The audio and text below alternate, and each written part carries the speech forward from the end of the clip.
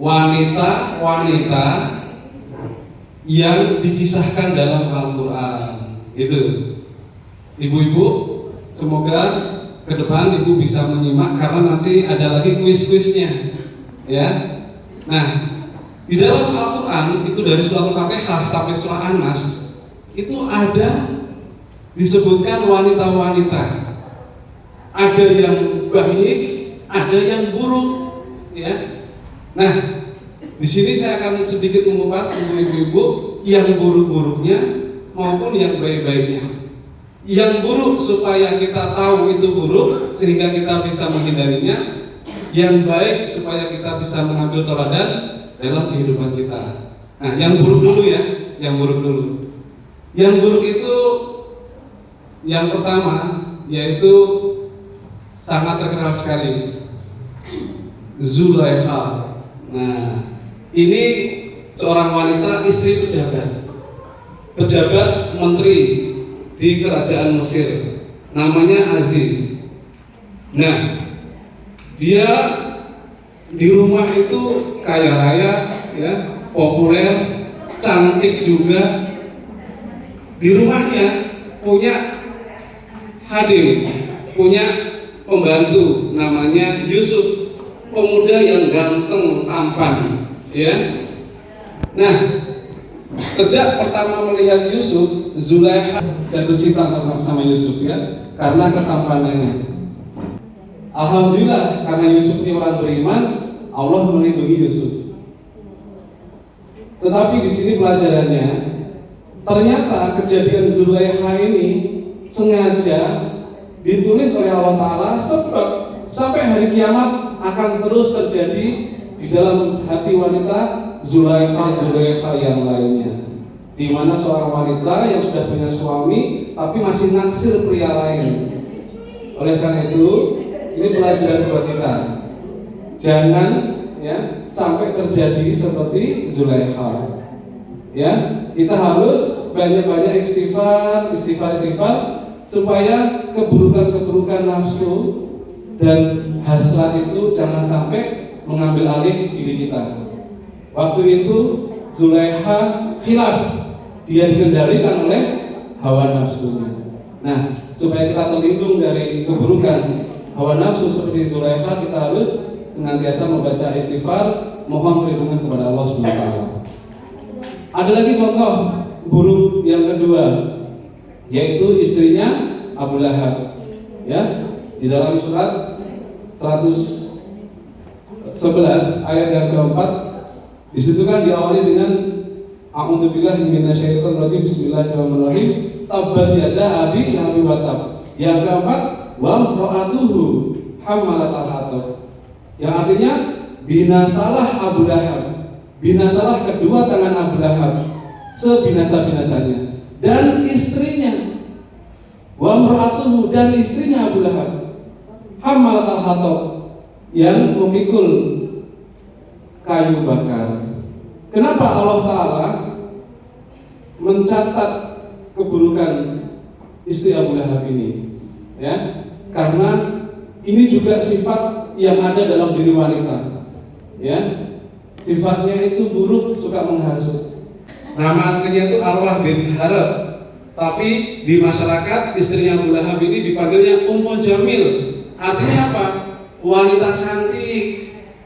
Ternyata Abu Lahab itu istrinya paling cantik di Mekah saat itu. Kalau putri Abu Bakar, istri Rasulullah, disebut sebagai Humairah, cantik tapi wajahnya kemerah-merahan. Kalau istrinya Abu Lahab, Ummu Jamil, memang cantik, memang cantik sekali. Tetapi sayang, cantik rupanya tidak cantik hatinya. Hatinya itu penuh dengan iri, dengki, suka menghasut, memprovokasi.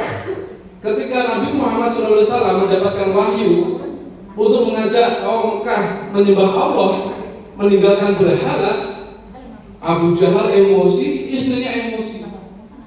Maka istrinya ini kemana-mana ngerumpi, gibah, menjelek-jelekan Nabi Muhammad.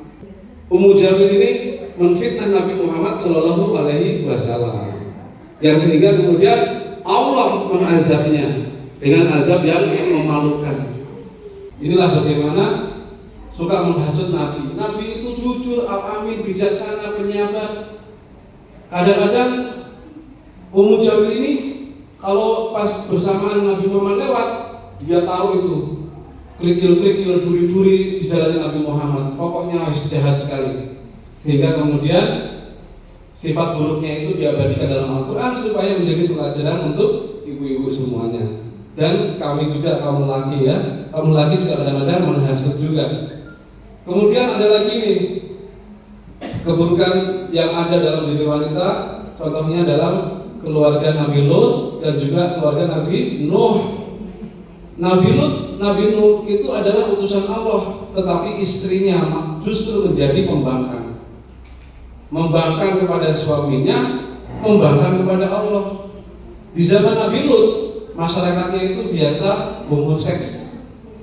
Nabi Lut diperintahkan Allah untuk memberantas homoseksual. Istrinya malahan setuju dengan homoseksual. Nah, bayangkan itu. Yang namanya LGBT itu sampai sekarang itu ya. Seperti itu. Inilah keburukan di zaman Nabi Lut yang oleh istrinya Nabi Lut malahan didukung. Alasannya demokratis. Nah ini. Nah, yang keburukan selanjutnya istri Nabi Nuh. Istri Nabi Nuh itu dalam keluarganya dia dan anaknya yang mentang. Ya. Nabi Nuh diperintahkan oleh Allah untuk mengajak manusia menyembah Allah, meninggalkan berhala. Masyarakat menolak. Akhirnya Nabi Nuh diperintahkan untuk membuat kapal. Sebab Allah hendak menghancurkan kaum itu dengan cara dikirim banjir bandang. Begitu perahunya selesai, banjirnya datang, orang-orang yang beriman naik ke dalam perahu, tetapi istri dan anaknya menolak. Nah inilah, jangan sampai ibu-ibu sebagai istri melawan, membangkang perintah atau nasihat suami. Selama nasihatnya itu benar, harus diikuti. Kecuali nasihatnya tidak benar ya, mengajak kepada keburukan, itu wajib dinasihati. Nah, ada lagi contoh-contoh kebaikan sekarang. Di dalam Al-Quran banyak wanita-wanita soleh-solehah bertakwa yang dijadikan contoh, yaitu ibunda Nabi Isa, Siti Maryam. Itu wanita dari kecil sudah mewakafkan hidupnya untuk agama. Remaja sudah tinggalnya di mihrab, di masjid, ibadah, zikir, baca kitab, sholat, puasa, amal soleh, sampai membuat Allah Ta'ala takjub sehingga diberikan karunia bisa hamil, punya anak tanpa menikah sama laki-laki. Yang darinya lahir seorang nabi, itulah Nabi Isa. Karena apa? Karena ketakwaannya, kesalehannya, rajin ibadahnya, tirakatnya, puasanya, sholatnya.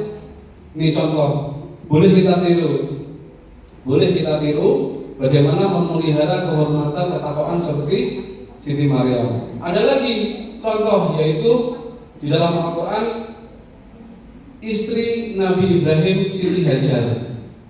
Ya, dalam surah Ibrahim di situ dikatakan bahwa Nabi Ibrahim sudah menikah hampir 99 tahun dengan istri pertama, Siti Sarah, enggak punya anak.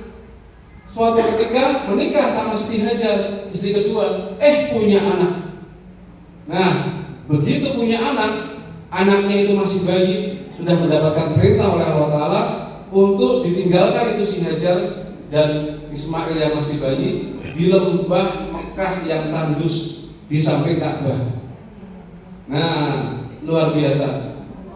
Di situ Nabi Ibrahim membuat gubuk dari ranting-ranting pohon di samping Ka'bah. Lalu tinggal di situ beberapa hari. Setelah itu Nabi Ibrahim pamit. Ketika Nabi Ibrahim pamit, tentu ya sebagai manusia Nabi Ibrahim dalam posisi sangat sedih, harus meninggalkan istri yang belum melahirkan, anak yang masih merah. Begitu juga Siti Hajar sedih ditinggal suami.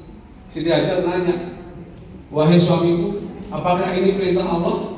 Inilah sifat yang harus dimiliki. Harus selalu husnudon, jangan suudon sama suami. Ya, ibu-ibu kadang-kadang suudon sama suami. Suaminya pergi, nggak pulang, semalam udah mulai SMS nih. Yang ada di mana ya? Lagi ngapain yang? sama siapa ya? Nah, kan gitu, ya kan? Coba dong kirim video call dong, lagi di mana? Ya kan? Padahal sedang kerja ada tugas. Nah inilah karena suudzon, ya. Jadi hindarilah suudzon. Jika memang Anda lebih kenal sifat suami Anda, ya kan gitu. Caranya doakan kepada Allah, ya Allah lindungilah suami saya, berikanlah hidayah suami saya, jangan sampai kepincut sama yang lebih muda gitu ya. Harus berdoa, ibu-ibu harus berdoa supaya suaminya itu dijaga, ya supaya harmonis rumah tangga. Nah, Siti Hajar ini setelah ditinggalkan oleh suaminya, dia tidak mengeluh, tidak protes, ya, tidak mengeluh, tidak protes. Akhirnya saya berpesan ibu-ibu harus bisa melaksanakan betul-betul peran sebagai wanita dalam rumah tangga, karena wanita itu yang menentukan arah rumah tangga itu. Ya, ada pepatah yang mengatakan al-mar'atu nisfu qaum, wanita itu setengah dari sebuah kaum. Jadi derajatnya wanita itu setengah dari kaum itu. Berarti setengahnya di situ ada bapak dan anak, seperempat ibu setengahnya sendiri. Kenapa? Karena baik buruknya kaum tergantung baik buruknya ibu. Memang laki-laki itu pemimpin atas wanita. Ibaratnya kereta api masinisnya laki-laki, gerbongnya itu keluarga, tapi wanita itu sebagai apanya coba? Tahu? Ya, sebagai relanya. Ya, kasih ya satu. Masuk ke depan sini. Ya, dibentuk dulu silakan. Iya. Iya, dibentuk.